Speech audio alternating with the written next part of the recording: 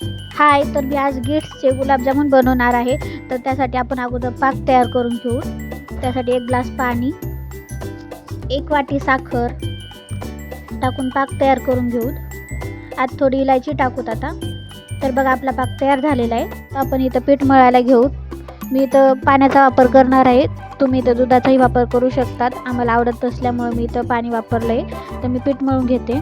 तर बघा आपलं पीठ झालेलं आहे. तर ह्याला 5 मिनटं ठेवू तसंच. तर 5 मिनटं झालेले आहेत. तर बघू आपण. तर बघा थोडंसं अजून पाणी वापरणार आहे आपण इथं. तर आपण पीठ मळून घेऊ. तर बघा आपलं पीठ मळून झालेलं आहे. तर आपण छोटे छोटे गोळे तयार करून घेऊ. तर बघा आपले इथं गोळे तयार झालेले आहेत. तर आपण गरम करायला ठेवू तेल. तर इथं तेल टाकलेलं आहे. कडकडीत असं तेल गरम होऊ देऊ.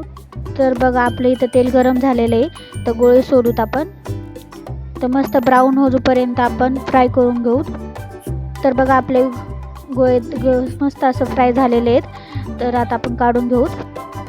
मस्त ब्राऊन कलर आलेला आहे. तर बघा आपण इथं आता काढून घेतलेले. तर आपण इथं सर्व गुलाबजामुन तळून घेतलेत. तर आता थंड होऊ देऊ. तर बघा आपले गुलाबजामुन थंड झालेले आहेत. आता इथं आपला पाक पण तयार झालेला आहे. तर आपण सर्व गुलाबजामुन पाकामध्ये टाकून घेऊ.